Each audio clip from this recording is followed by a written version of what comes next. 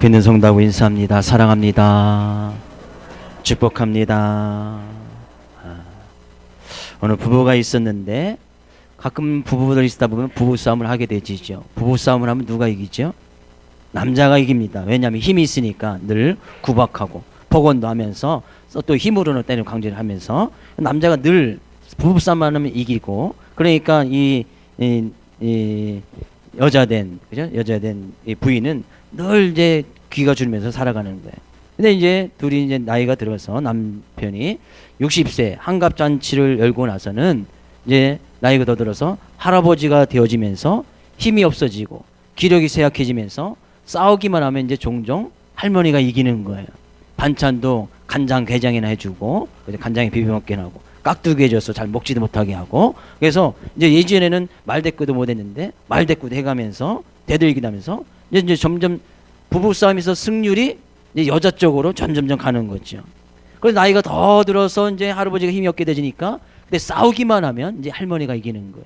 이제 힘으로도 안 되고 이제 먹을 것으로 안 되고 이제 말로도 안 되니까 할아버지가 이제 그 싸움에서 질 때마다 어디 두고 보자. 내가 죽어도 관뚜껑 열고 나와서 당신을 괴롭힐 거다. 이제 그렇게 말만 하는 거예요. 그래서 이제 계속 싸울 때마다 그렇게 했는데 할아버지가 나이가 더 들게 되어서 이제 육체적인 죽음을 맞이했습니다.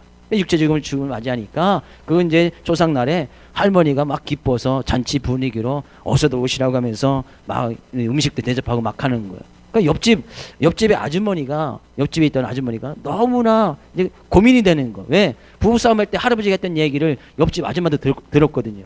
내가 죽어도 관뚜껑 열고 나와서 당신을 괴롭힐 거야. 막 그런 얘기를 들었는데 왜 옆집 아주머니가 할머니에게 얘기하는 거예요. 할머니 걱정 안 되세요? 할아버지가 살아생전 했던 이야기 걱정 안 되세요? 그러니까 할머니가 웃으면서 이렇게 이야기합니다. 그럴 줄 알고 내가 관을 뒤집어 놓았어. 그랬다는 거예요. 2014년도도 막바지를 향해서 가고 있습니다. 참 힘들고 어려운 부분들이 많이 있었을 것이고 그 가운데 또한 계신 분도 계실 것입니다. 삶 가운데 고난은 끊이지 않습니다. 어려움은 끊이지 않고 연속해서 우리를 오게 되었지요.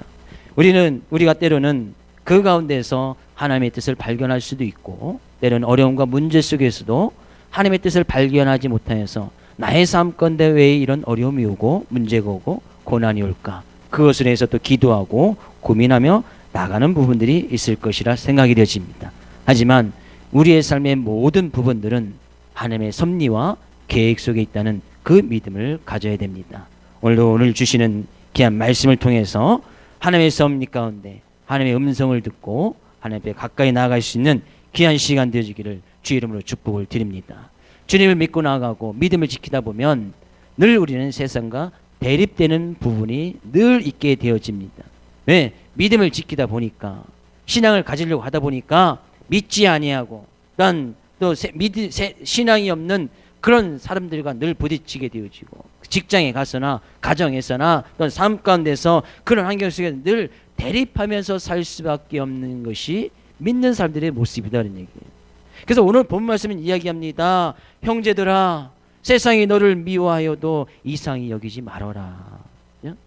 세상이 이상을 여기다. 이상히 여긴다는 것은 세상으로부터 미움을 받는다는 것이죠. 세상이 너를 미워하여도 믿는 사람들은 그렇게 그런 것으로 인해서 믿는 것과 믿지 않는 것으로 인해서 늘 대립관계에 있게 되어지고, 그러다 보면 세상은 당연히 믿는 사람들을 싫어하게 되어지고, 믿는 사람들로서 왜 세상 믿지 않는 사람들이 훨씬 더 많거든요.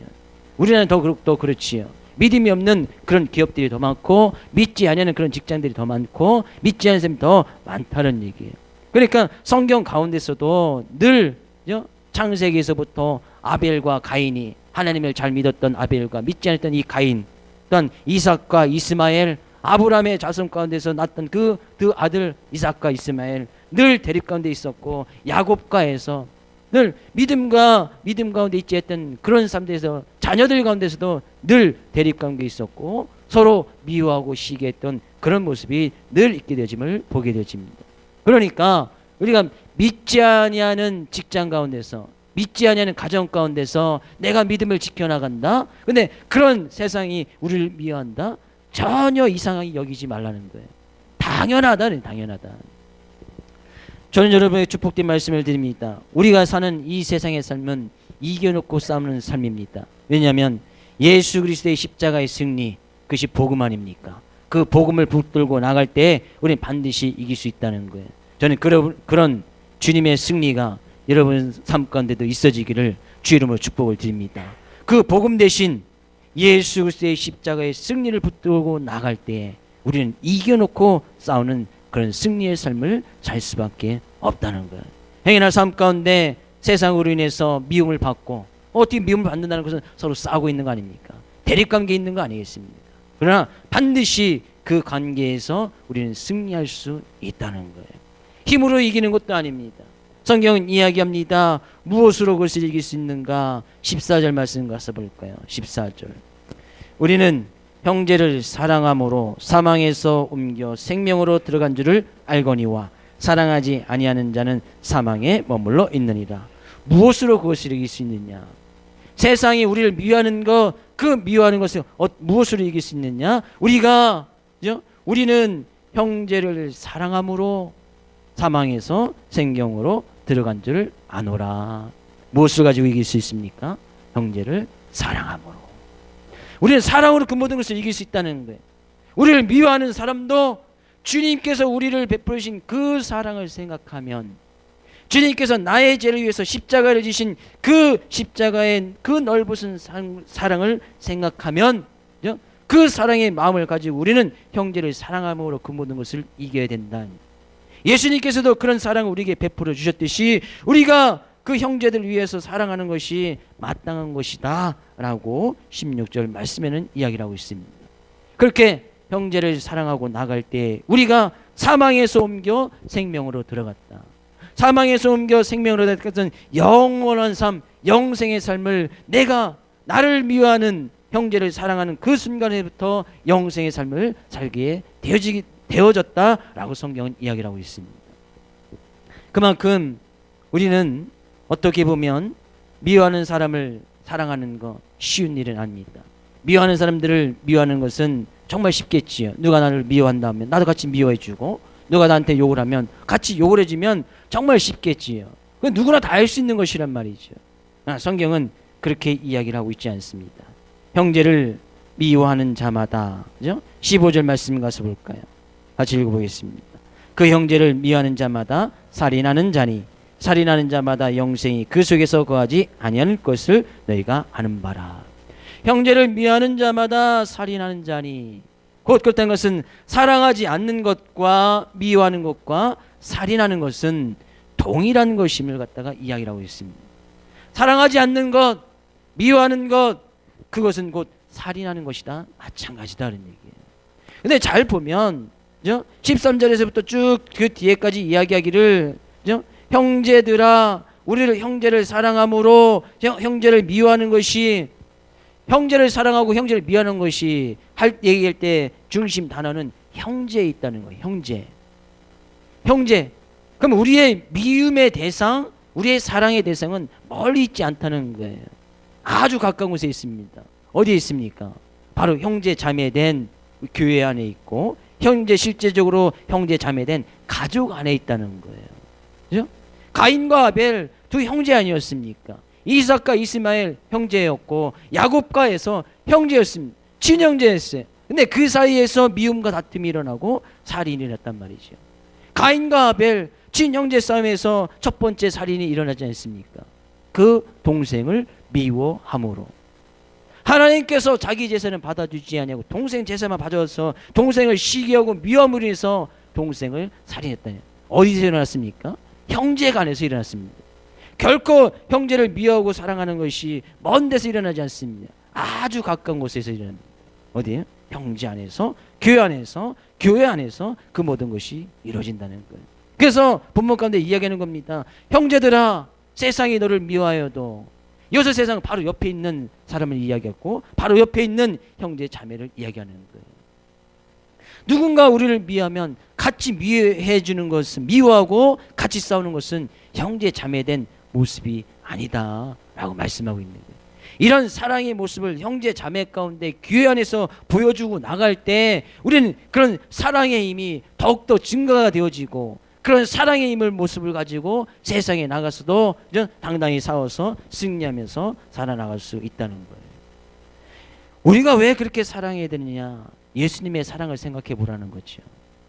우리가 사랑하는 것이 왜 마땅하느냐? 우리를 미워하는 형제를 사랑하는 것이 왜 마땅하느냐? 예수님께서 우리에게 베푸신 그 크신 사랑, 우리 위해서 목숨을 버려주신 그 예수님의 사랑을 알고 있다면, 그런 예수님의 사랑을 믿고 있다면, 예수님의 십자가의 그런 희생 사랑을, 자기를 몸버려 우리 사랑했던 그 사랑의 모습을 알고 있다면 성도들도 그와 같이 사랑하는 것이 마땅하다. 그래서요, 그런 주님의 사랑을 알게 되어지면, 사랑하면 미워했던 관계, 이거 미움이나 사랑은 어떤 사람들의 관계의 모습 아닙니까? 형제 자매의 관계의 모습이란 말이에요. 인간 관계란 말이죠. 그런 관계가 회복되어진다는 거예요. 하나님과의 관계가 회복되어지고, 이웃 간의 관계가 회복되어지고, 형제 자매의 관계가 회복되어진다는 거예요. 사람이 삶을 살아가다 보면 왜 보기 싫은 사람이 없겠습니까? 왜 미워하는 사람이 없겠습니까? 그래서 우리나라 말에는 꼴 보기 싫다는 말이 있지 않습니까? 그죠? 그게 꼴은 형체, 그게 모습조차 보기 싫은 거예요. 그죠? 꼴 보기 싫은 사람이 왜 없냐? 있을 수 있단 말이죠. 저도 인간이기 때문에 꼴 보기 싫은 사람 있을 수 있습니다. 저희 여기 안에는 없습니다. 할렐루야. 네. 안 믿으시는 분은 저를 꼴 보기 싫어하는 사람이 확률이 100%입니다. 직장에서, 교회에서, 가정에서 살다 보면 꼴 보기 싫은 그런 경우들이 있단 말이죠. 저는 먼저 여러분의 축복된 말씀을 드립니다. 여러분의 가정에서, 직장에서, 교회에서 꼴 보기 싫은 사람이 한 명도 없기를 주의 이름으로 축복을 드립니다. 또한 저를 볼 때에 저를 꼴 보기 싫어하는 사람이 한 명도 없기를 또한 주의 이름으로 축복을 드립니다. 우리 교회에서 안 오신 분은 아멘 안 하시는 거죠. 다시 한번요. 저를 보기 싫어하는 사람이 한 명도 없기를 주의 이름으로 축복을 드립니다.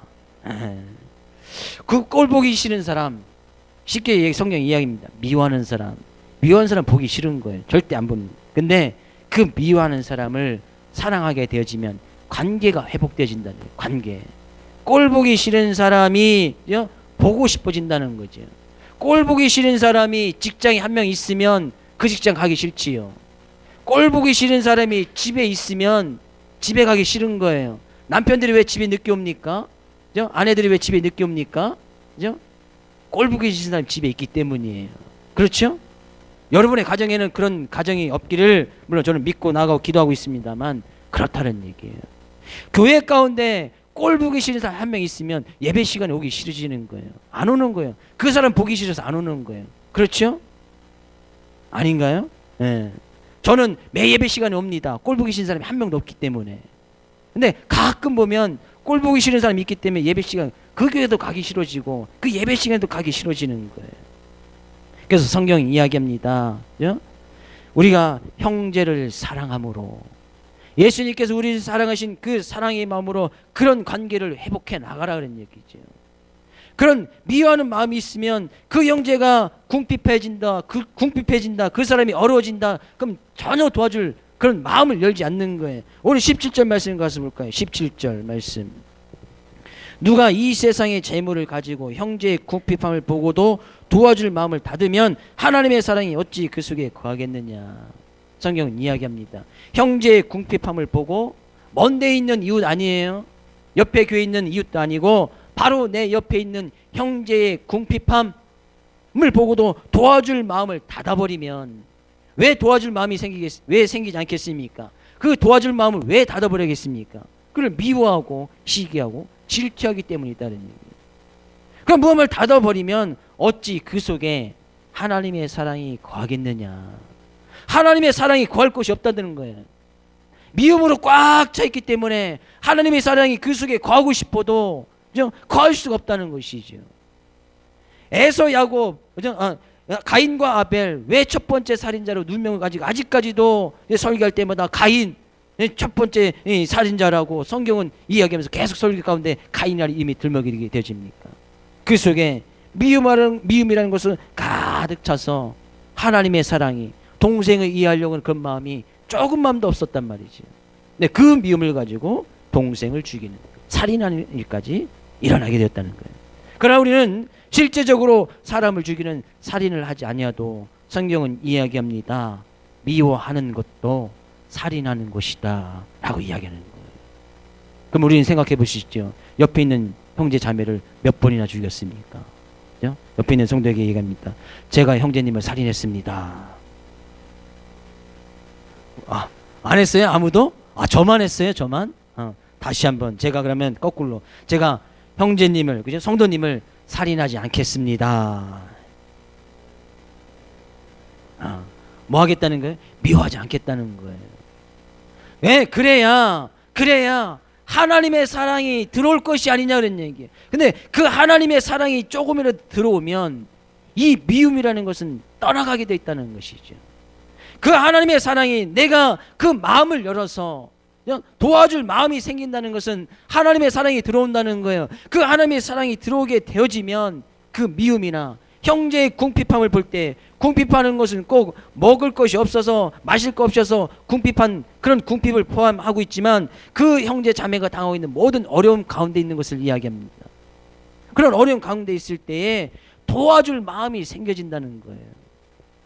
저는 이 성경에 있는 그 말씀 그대로 형제의 궁핍함을 보고 도와줄 마음을 활짝 열 수 있기를 주의 이름으로 축복을 드립니다. 형제의 궁핍함, 실제적으로 우리나라에서는 이 궁핍한 것 때문에 굶어 죽는 일은 없습니다. 그죠? 이 우리나라에 그래도 복지가 어느 정도 잘 돼 있기 때문에 먹고 사는 것으로 인해서는 우리나라에 그런 정도의 복지 혜택은 다 있단 말이죠. 어디 뭐 주민센터 가서 이야기든지 어디 봉사단체 이야기든지 하면 먹고 마시는 것은 충분히 갖다 준단 말이에요. 네, 이 궁핍함, 형제의 어려움을 이야기합니다. 당하고 있는 어떤 어려움. 근데 형제를 미워하고 있으면 그 사람이 어려움을 당하고 궁핍함을 줄 때 쌤통이다, 잘됐다, 그러니까 하나님께서 벌하시는 것이지 라고 생각할 수 있지만 그런 생각하는 내 자신의 모습을 잘 보란 말이죠. 내가 왜 그 형제를 볼 때 쌤통이다 라고 이야기하는지, 그건 뭐예요? 내가 그 형제를 미워하고 있다는 것이죠. 성경은 이야기합니다. 정말 우리가 하나님의 사랑, 예수 그리스도의 십자가의 사랑을 안다면 마음을 좀 열어라 하는 얘기예요. 도와줄 마음을 열어라 하는 얘기예요. 어떻게 보면 제가 주님의 마음을 닮아감으로 주님의 마음을 품자는 마지막 설교로 이 설교를 하고 있습니다. 물론 다음 주 한 주간에는 첫째 주에 살펴봤던 말씀을 다시 한번 살펴보기 위해서 그리스도의 마음을 품자는 그런 마음의 시리즈를 좀 마치려고 하는데, 마지막으로 이 말씀을 증거하는 이유는 연말도 됐긴 했지만 우리 삶 가운데 늘 형제들 간에, 형제는 교회 안의 모습이니까 진정 우리 교회의 모습이 어떻게 이루어져 나가고 우리 교회 가운데 어떠한 사랑의 모습이 있어야 될 줄을 말씀을 통해서 같이 나누고 싶기 때문에 이 말씀을 증거하고 있습니다.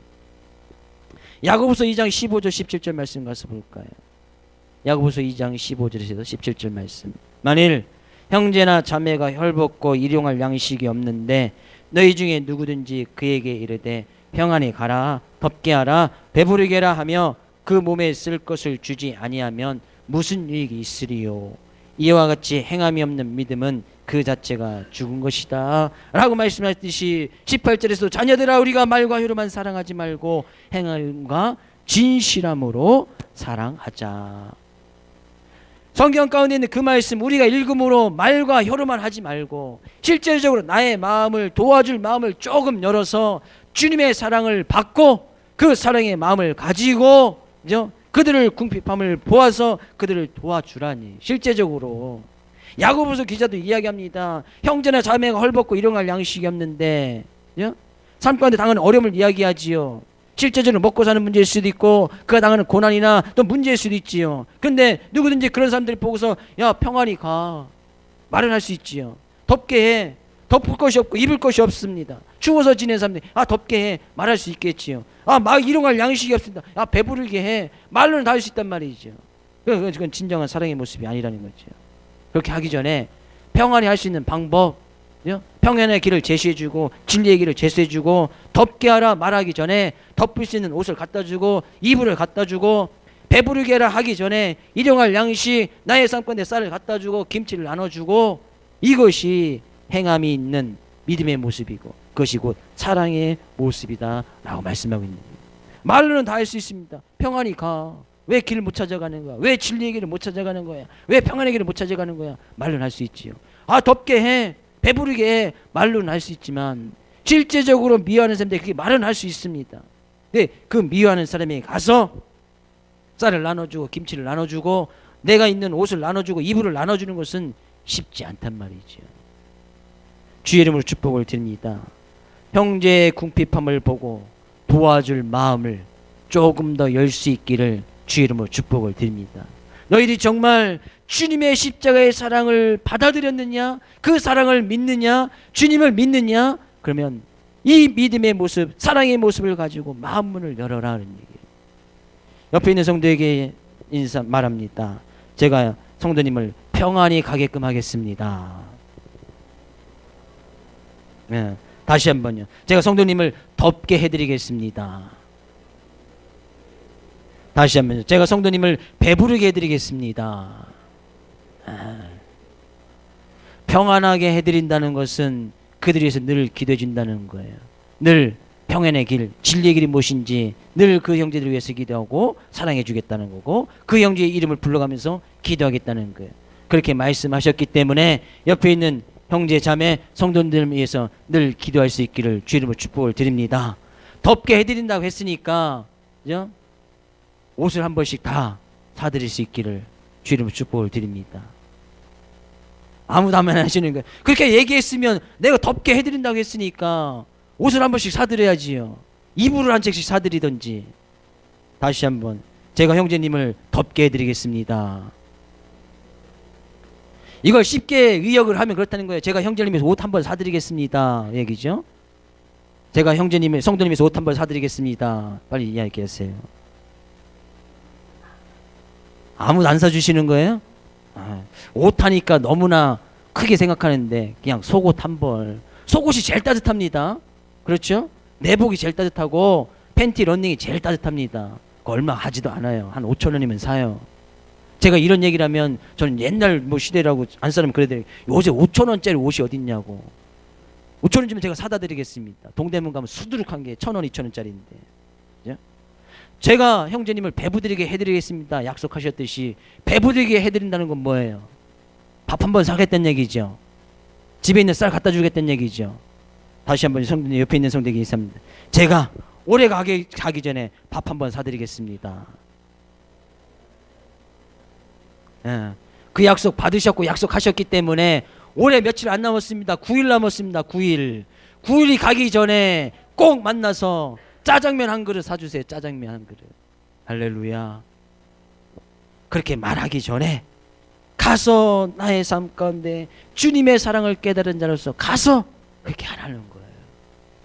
좀 도와줄 마음을 조금 열으라는 거예요. 왜? 그래야 우리가 주님 앞에 담대히 나갈 수 있다는 거예요. 가서 볼까요? 19절 말씀 가서 보겠습니다. 19절 말씀. 이로써 우리가 진리에 속한 줄을 알고 또 우리 마음을 주 앞에서 굳세게 하리니. 오늘 본 말씀 19절입니다. 같이 읽어보겠습니다. 이로써 우리가 진리에 속한 줄을 알고 또 우리 마음을 주 앞에서 굳세게 하리니.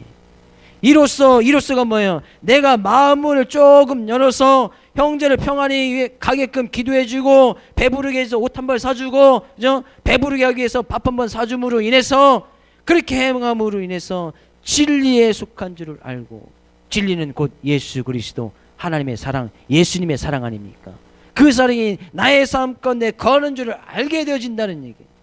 어떻게 내가 예수님을 사랑하는지를 어떻게 남들에게 보여주겠느냐. 나 주님을 사랑합니다. 주님을 위해서 늘 봉사하고 주님을 위해서 늘 예배하고 나갑니다. 무엇으로 보여주겠느냐 그런 얘기죠.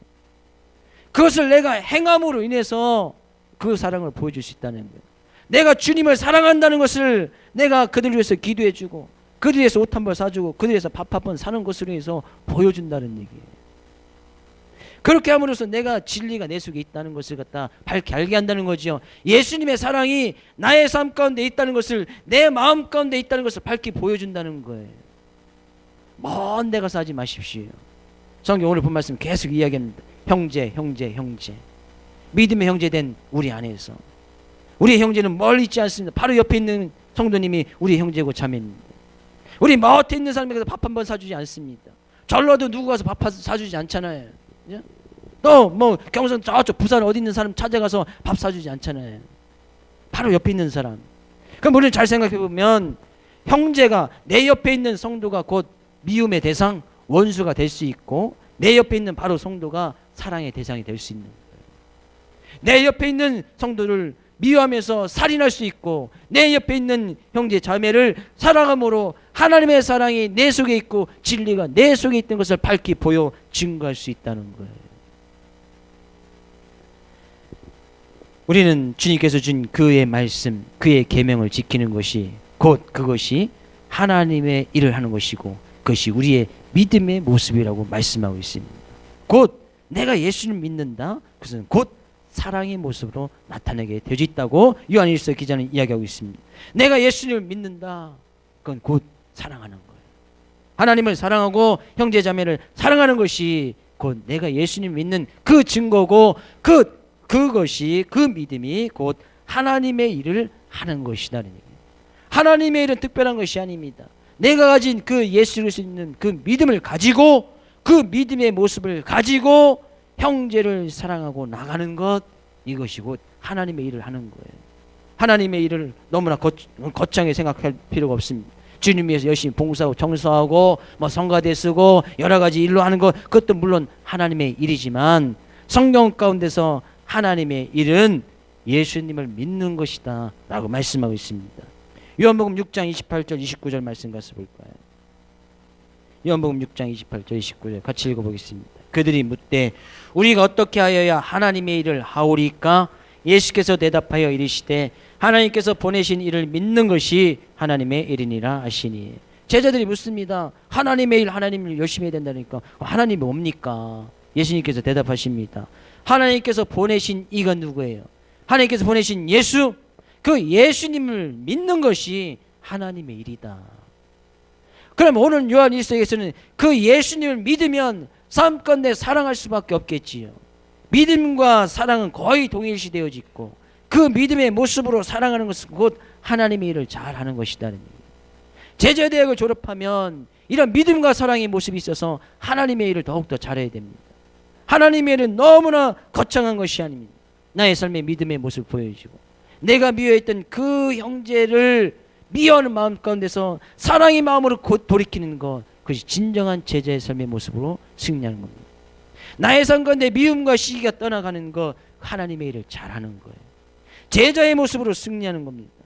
제자의 삶의 모습은 곧 하나님의 일을 잘하면서 나의 삶 가운데 그 믿음의 모습을 많은 사람들에게도 보여주는 거예요. 이로써 세상 사람들이, 믿지 않은 사람들이 저 사람은 제자구나, 저 사람은 예수 믿는 사람이나, 그것을 알게 되어진다는 거예요. 같이 미워하고 같이 미워할 때 같이 미워하고, 싸울 때 같이 싸우고, 욕할 때 같이 욕하면 사람들도 압니다. 세상 사람들도 압니다. 저 사람 교회 다니는 사람 아니라고 이야기합니다. 믿는 사람 아니라고 이야기를 해요. 왜? 똑같으면. 그래서 이야기합니다. 도와줄 마음을 조금 더 열어서, 연말연시에 우리는 이런 마음 좀 더 열어야 될 줄을 믿습니다. 물론 우리 성탄절 또한 이웃을 초청해서 그런 감사의 표시로 감사패 나가고 또한 선물도 나눠드리고 합니다. 그런 일 가운데 하나지요. 하나님을 믿는 일 가운데 하나란 말이죠. 우리들의 삶의 모습은 이런 교회에서뿐만 아니라 나의 가정에서, 직장에서, 사업터에서 이런 주님의 일을 잘 해야 될 줄을 믿습니다. 어떻게 잘 생각해 보면 세상 일이나 하나님의 일은 거의 같은 겁니다. 동일시합니다. 왜? 세상에서 하나님의 일을 하는 거예요. 내가 직장에서 열심히 일을 하는 것도 하나님의 일을 하는 거예요. 그들에게 사랑의 모습을 보여주고 믿음의 모습을 보여주는 건 하나님의 일을 잘 하고 있는 겁니다. 내가 가정에서 예수님을 믿는 그 믿음의 모습을, 가정을 잘 섬기는 것, 하나님의 일을 잘 하고 있는 거예요. 전혀 다른 일이 아니단 말이죠. 왜 집안에서 내가 설거지하고 청소하는 것을 왜 다른 일이라고 생각합니까? 내 그런 모습을 잘 통해서 믿지 않는 남편에게 예수님 믿으면서 내가 집안일 잘 도와주고 청소해서 그들 남편을 잘 보필하면서, 그럼 남편이 이야기할 겁니까? 예수님 믿으니까 뭔가 달라졌네. 하나님의 일을 하는 거 아닙니까? 그럼 내가 집안에서 청소하고 설거지하고, 저도 가끔 합니다. 설거지하고 청소하고, 믿는 모습을 보여준단 말이죠. 그것도 하나님의 일이다 그런 얘기죠. 난 주부니까 하나님의 일을 하는 거 하나도 없어? 아니다 그런 얘기죠. 직장 가운데서 내가 직장 일 열심히 하는 건 하나님의 일을 하는 거예요. 그런 모습을 통해서 내가 예수님 믿는 그 믿음의 모습을 보이고 사랑의 모습을 보이고 있다면 하나님의 일을 잘 하고 있단 말이죠. 전혀 다른 것이 아니다는 얘기예요. 우리는 이 본 말씀을 통해서 정말 주님을 믿고 있는 그 믿음의 모습을 볼 필요가 있습니다. 그런 것은 형제의 궁핍함, 어려움, 어떤 환난을 당하는 그런 형제를 보고 도와줄 마음을 열어서 그들을 사랑하는 모습을 보여줄 때에 우리는 또한 주님이 믿는 그런 제자의 모습으로 또한 주님의 일을 잘 감당하는 주님의 일꾼으로 승리할 수 있다는 거예요. 그런 일을 해나가면 세상들 위해서 박수를 쳐주느냐? 그렇지 않습니다. 내가 세상을 위해서 직장 일을 잘하고 믿는 모습을 잘하면 세상들이 박수 쳐주느냐? 그렇지 않아요. 세상 오히려 더 우리를 대적하고 미워할 수 있다는 것이죠. 그러나 전혀 이상히 여기지 말라는 거예요. 전혀 이상히 여기지 말라는 것은 그 가운데서도 믿음과 또 사랑의 모습을 계속 지켜서 그 말씀을 지켜 행하고 순종하고 끝까지 나가라는 것이죠. 세상이 우리를 미워해도 같이 미워하지 말고 계속해서 믿음과 사랑의 모습을 가지고 마음을 열어서 그들을 이해해주고 용서해주고 받아주고 덮어주고 이해해주는 마음으로 그들의 힘써 나가라는 거예요. 한 주간도 우리는 이 말씀 붙들어서 하나님의 일을 잘 할 수 있기를 주님의 축복을 드립니다.